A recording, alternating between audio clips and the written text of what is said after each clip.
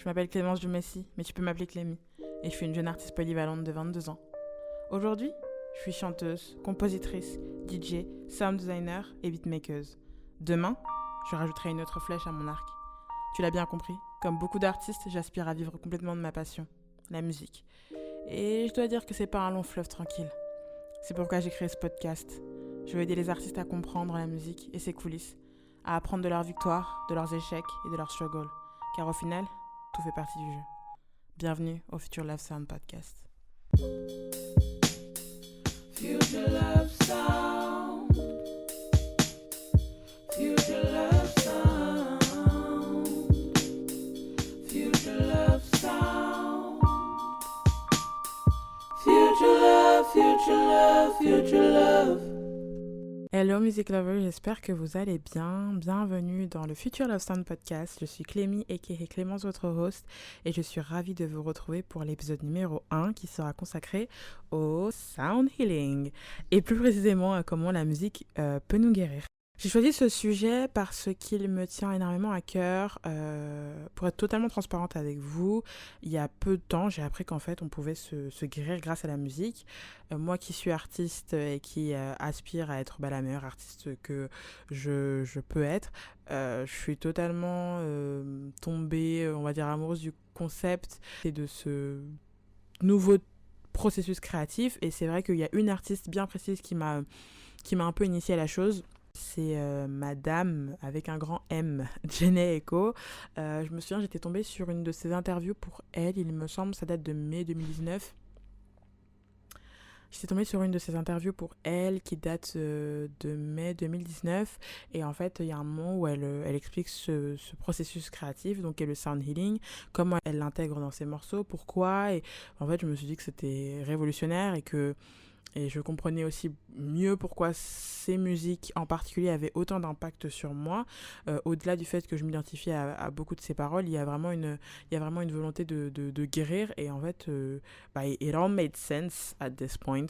Ça a vraiment eu du sens à ce moment-là. Donc, je me suis un peu interrogée, j'ai fait pas mal de recherches. Je voulais avoir beaucoup de facts pour pas vraiment parler dans le vent parce que c'est quand même une technique qui est basée sur le bien-être, donc je voulais avoir des facts pour pouvoir appuyer tous les éléments que je vais vous donner. Ce podcast, je rappelle encore une fois, il est là pour guider, pour instruire, mais autant vous que moi, hein. Vraiment, quand je vais vous parler, c'est des choses que j'ai apprises, c'est des choses que j'ai recherchées, il y a des choses que je vais tester, approuver ou non, enfin, donc voilà, on apprend tous. Donc en gros, qu'est-ce que le sound healing ? Si je devais donner une petite définition simple et courte, et c'est une définition que j'ai retrouvée d'ailleurs dans beaucoup de sites, c'est un peu la médecine du passé et du futur. Parce que oui, c'est beaucoup lié à l'aspect du coup médical, vu qu'on est là pour guérir. Et vu la situation dans laquelle on est actuellement, donc la jolie situation de confinement, je sais qu'il y a beaucoup de gens qui sont pas très fans de cette situation, ne pas pouvoir être au contact des autres, ne pas pouvoir sortir, ça peut augmenter votre anxiété, votre stress, vous êtes plus à fleur de peau, vous êtes plus susceptible. Voilà, donc j'espère que en cette période de confinement, vous essaierez de voir the bright side, the bright part of the things, et que vous vous laisserez guérir par la musique, parce que rien de mieux que des petits tips pour être mieux au quotidien. Essayez de prendre soin de vous un maximum, et si vous pouvez utiliser la musique pour le faire, et faites-le, je vous encourage vraiment à le faire. Vous allez voir dans les outils que je vais vous décrire juste après qu'il y a des choses qui sont vraiment accessibles et que vous pouvez faire directement, même juste après avoir écouté le podcast. Donc voilà, j'espère que les outils que je vais vous donner vous inspireront, vous, et inspireront aussi les artistes qui m'écoutent et qui me suivent à inclure peut-être le sound healing dans vos processus créatifs. C'est ce que moi je vais m'efforcer de faire en tout cas, car c'est vraiment l'objectif que j'aimerais atteindre, c'est de créer de la musique qui parle aux gens, qui divertit, qui distrait, qui émeut, qui fait vibrer et qui guérit aussi. Ce serait vraiment le but ultime. Donc, si on fait un petit point sur la musique et sur la façon dont elle est consommée, on va dire, nous aujourd'hui on l'utilise pour le divertissement, pour l'expression, pour la célébration, les cérémonies même, que ce soit un mariage ou un deuil, les loisirs, même la communication. Donc c'est vraiment quelque chose qui est universel et qui unit tout homme de toute culture, de toute croyance aux quatre coins de la terre. Mais la musique n'est pas limitée à ses fonctions. La musique peut guérir, la musique peut vous soigner. Et c'est là qu'intervient la guérison par le son, aka le sound healing, qui est donc le terme en anglais. Parce que en fait, la guérison par le son, ce n'est pas quelque chose qui est sorti de nulle part. C'est une méthode qui est utilisée depuis des années par d'autres cultures comme thérapie pour soigner de nombreux maux. Donc la musique peut nous guérir et c'est là qu'intervient la guérison par le son, aka le sound healing, qui est donc le terme en anglais. Et maintenant, on va entrer un peu plus dans le vif du sujet. Alors le sound healing, qu'est-ce que c'est ? En gros, le sound healing, ça fait partie intégrante de la civilisation humaine depuis des milliers d'années. On vit dans un univers vibratoire où la matière n'existe pas. Donc tout ce qu'on ressent, tout ce qu'on voit, tout ce qu'on touche, c'est vraiment de l'énergie pure. C'est même des mini bouts d'énergie plus denses qu'on peut appeler des particules. Et elles vibrent selon les lois de la création. Donc le principe de base du sound healing, c'est le concept de la résonance. Qu'est-ce que le concept de la résonance ? Eh bien, c'est la fréquence vibratoire d'un objet. Il faut savoir que l'univers tout entier est en état de vibration. Donc, ça inclut les êtres humains. Chaque organe, chaque cellule, chaque os, chaque tissu, chaque liquide du corps et même les champs électromagnétiques qui entourent le corps ont une fréquence vibratoire qui est définie comme saine. Donc, si on n'est pas en résonance avec cette partie de nous-mêmes ou si on n'est pas en résonance avec notre environnement, on devient dissonant, donc malsain, et notre fréquence naturellement saine devient une fréquence qui vibre sans harmonie. Et c'est là que ça crée la maladie. Donc, vous voyez, tout a un sens et tout est lié. Donc, le son, il est mesuré en termes de fréquence ou de hertz, donc le Hz. Hertz, ça doit vous faire penser à vos cours de musique à l'ancienne, vers 4e, 3e, normalement. Donc, maintenant qu'on sait ça, comment fonctionne la guérison par le son ? Donc, la guérison par le son ou le sound healing, c'est l'application des fréquences de guérison au champ d'énergie physique et subtil autour du corps. Du coup, ces fréquences et ces sons qui peuvent être thérapeutiques peuvent être délivrés sous forme de séances de thérapie qui peuvent être par le son en direct, par la voix, par le chant et par différents autres outils, dont ceux que je vais vous citer ultérieurement. Ce qu'il faut retenir, c'est que la guérison par le son, c'est vraiment une pratique de bien-être. Il y a une démarche de bien-être, de paix intérieure. Et c'est vraiment en plein essor en ce moment. C'est vrai qu'elle est utilisée depuis des siècles par des cultures comme les peuples aborigènes d'Australie ou les moines tibétains. Mais ça commence à se démocratiser un petit peu en France, beaucoup plus aux États-Unis dans les pays anglophones, où ça fait le pont entre la méditation, le yoga et toute autre pratique de bien-être. Donc maintenant, on va parler des types de guérison par le son. Il y en a pas mal. J'ai choisi de vous en présenter 4, celles qui m'ont le plus inspirée. Il y en a une en particulier qui est assez surprenante. Vous allez voir pourquoi.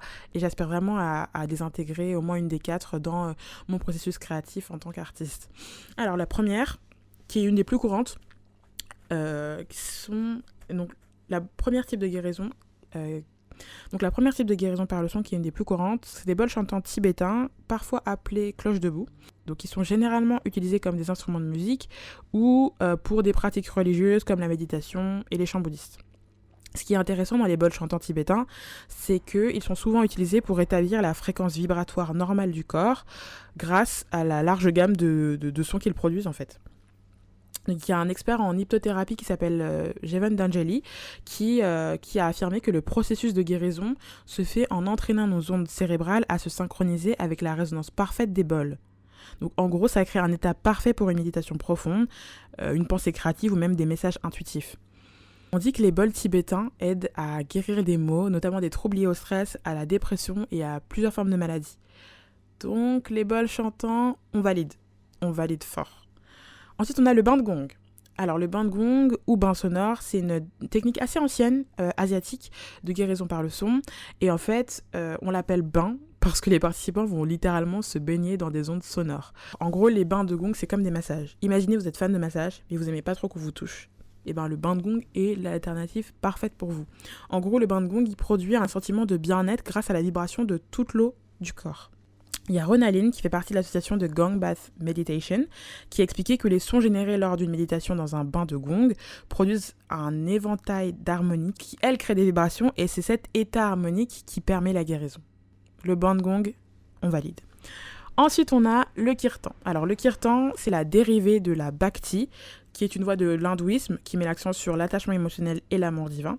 Et le kirtan, c'est une forme de musique, en gros, qui raconte, qui récite et qui décrit l'idée d'une histoire.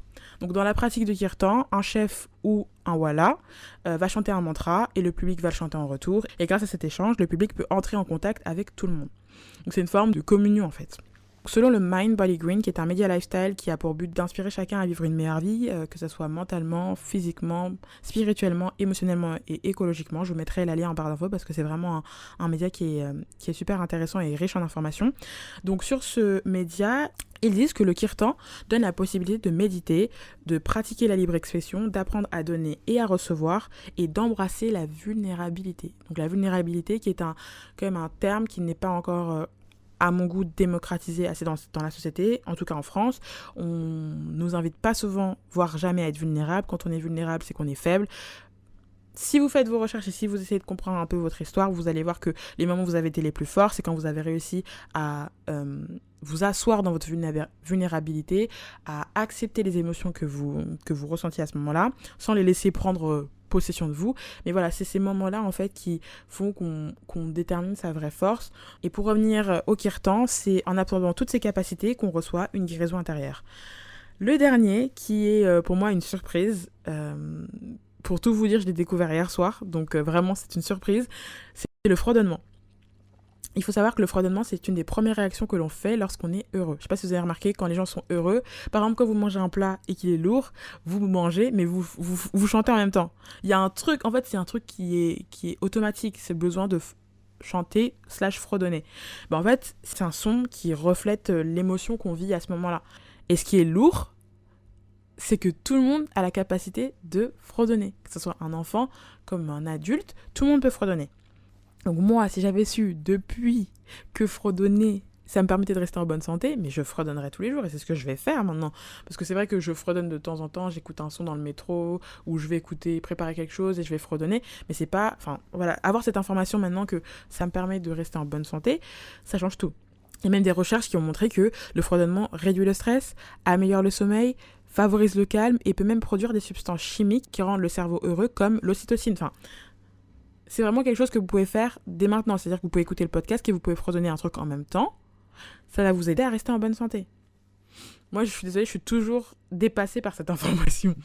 Il y a un article qui est paru dans Psychology Today qui indique que le bourdonnement peut également améliorer la circulation de l'air entre les sinus et la cavité nasale. Donc, ça peut en gros vous aider à protéger la santé de vos sinus. Donc, protégez vos sinus, mesdames et messieurs. Pour conclure sur le fredonnement, pour les gens qui pratiquent la méditation et le yoga, si vous avez remarqué, il y a souvent une personne qui va fredonner une note sur une courte ou longue durée. Et bien maintenant, vous saurez pourquoi.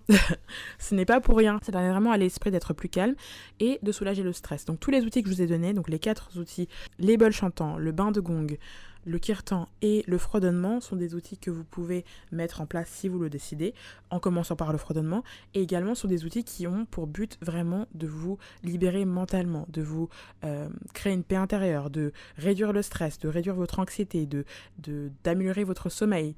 Et tout ça, ça a un impact sur votre corps. Il ne faut pas oublier que le corps et l'esprit sont liés, mais vraiment liés. C'est-à-dire que vous avez certainement des douleurs que vous avez dans le corps qui ne sont pas forcément liées à votre corps, mais qui vont être liées à votre esprit, à des frustrations, à des non-dits, à des blessures, à des traumatismes, à des choses que vous n'avez pas réglées. Et votre cerveau qui tente de vous envoyer un message n'arrive pas à communiquer avec vous, alors il envoie ces frustrations-là dans votre corps. Ça va être une douleur dans le dos, ça va être des maux d'estomac, comme si vous aviez une pression dans le ventre, ça va être un torticolis. Moi, par exemple, j'ai eu l'été dernier un torticolis qui m'a pris les tripes, littéralement.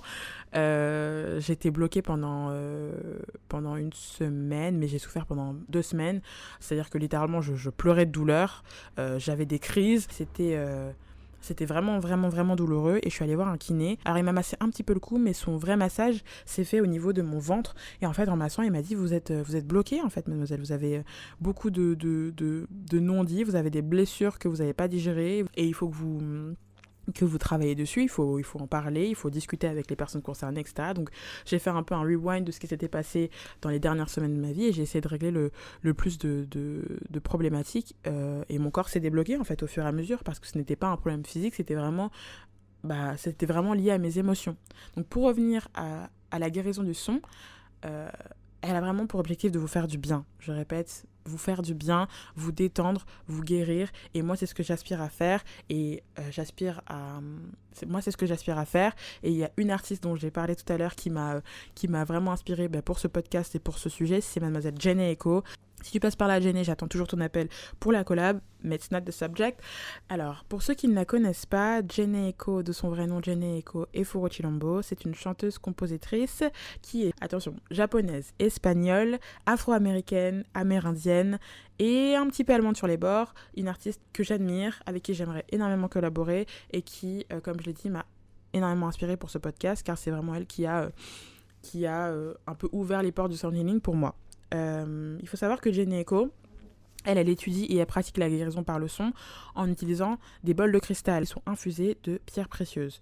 En faisant des recherches sur Jhené Aiko, j'ai vite compris qu'en fait, elle a toujours su que sa musique avait un but bien plus important que de distraire ou de divertir. So, disclaimer, aucun jugement pour les personnes qui font de la musique qui distrait ou qui divertit, parce que j'en suis une grande consommatrice et je pareil que Jhené Aiko également. Mais voilà, elle a vu au-delà de ça, vraiment. C'est pas qu'elle ne le fait pas, parce qu'il y a des chansons qui sont pour distraire ou pour divertir, mais elle a vu au-delà de ça. Elle a vu que son but et son purpose étaient much bigger. Vous voyez la chanson de Beyoncé dans Le Roi Lion, You're part of something way bigger. Elle a compris ça, en fait, que son but sur Terre, ce n'était pas que de faire de la musique pour répondre à ses besoins. Et c'est un point sur lequel je la rejoins totalement. Moi, en tant qu'artiste, mon processus créatif se base énormément sur mes émotions. Quand j'écris ou que je compose ou que je fais un son, tout simplement, je mets une partie de moi à l'intérieur. Et oui, il y a une démarche de guérison. Il y a une démarche de mettre des mots. Enfin, c'est plus simple de chanter des choses qu'on n'arrive pas à dire normalement. Et la raison pour laquelle je pense que les gens s'identifient énormément à Jhené Aiko et à ses musiques, c'est parce qu'elle parle de choses pures, de choses vraies, de sentiments que tout le monde pourrait avoir.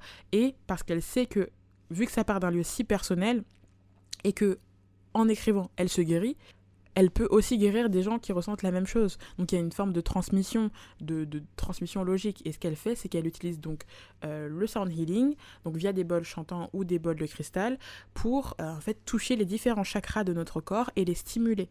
Par exemple, dans sa chanson Triggered, donc c'est une chanson qui lui a permis d'exprimer sa frustration, donc ça l'a aidé à guérir, mais elle voulait vraiment qu'il y ait des éléments qui soient soutenus par la science dans ce morceau, pour que ça soit vraiment considéré comme une véritable guérison. Elle est à fond dans les mantras. Elle a fait plusieurs projets d'ailleurs dans lesquels il y a des mantras et des bols chantants. Un de ses mantras préférés, et c'est un des mantras que je vais commencer à utiliser, c'est « Je suis protégée ». Donc elle le dit toujours, elle le fait que le répéter, donc c'est un exercice de répétition. Et elle le croit vraiment, et elle croit vraiment au pouvoir de la guérison. Je pense que c'est comme pour toute chose qui nous passionne, si on veut que ça fonctionne, il faut y croire. Et pour le coup, elle y croit et j'y crois aussi. Et c'est pour ça que j'espère vraiment à produire des musiques qui ont pour but de faire ressentir des émotions, les faire vibrer et les guérir. Vraiment, cette volonté de guérir les gens. En fait, savoir qu'il y a un moyen aussi simple que la musique pour guérir les gens, pour moi, ça n'a pas de prix. Et ce serait fou de ma part de ne pas l'utiliser alors que maintenant, j'ai cette information-là. Donc, je tenais vraiment à expliquer ma démarche d'artiste aussi via cet épisode, que voilà, tout ce que je vous ai cité actuellement, c'est des pratiques que j'aimerais vraiment inclure dans mes morceaux de façon directe ou indirecte, afin de vous guérir en fait, et que ce soit autant un plaisir qu'un apaisement d'écouter mes morceaux, comme moi quand j'écoute des morceaux de Jhené Aiko. Donc ce qui est cool, c'est que comme je vous ai dit, aux États-Unis, c'est un peu plus démocratisé le sound healing. Elle a organisé à Los Angeles une séance de méditation en public. Donc en gros, elle chantait, elle lisait des mantras et elle jouait des bols chantants en même temps. Et donc il y avait des gens qui étaient en train de méditer. Donc imaginez-vous, vous êtes en train de méditer, il y a Jhené Aiko qui vous chante avec sa voix mielleuse des mélodies de ouf sur du bol chantant. Moi personnellement, je suis là, j'achète Jhené Aiko. Quand tu veux faire ça à Paris, just hit me up. On peut même faire ça dans ma chambre étudiante, il n'y a pas de problème. Bon, c'est la fin de cet épisode numéro 1 du Future Lesson Podcast sur le sound healing. Je vous souhaite de passer une très très belle soirée. Prenez soin de vous et de vos proches. Gardez un esprit positif. Sortez de votre zone de confort. Je pense que c'est le moment et c'est la période. Il y a beaucoup de bonnes choses créatives qui peuvent sortir de tout ça. Donc n'hésitez pas. Stay hydrated, drink water, eat good, have some fun. Laissez votre côté créatif sortir. Et puis on se voit la semaine prochaine. Je vous fais plein de bisous. Bye. Future Love Sound. Future Love Sound. Future Love Sound. Future love, future love, future love.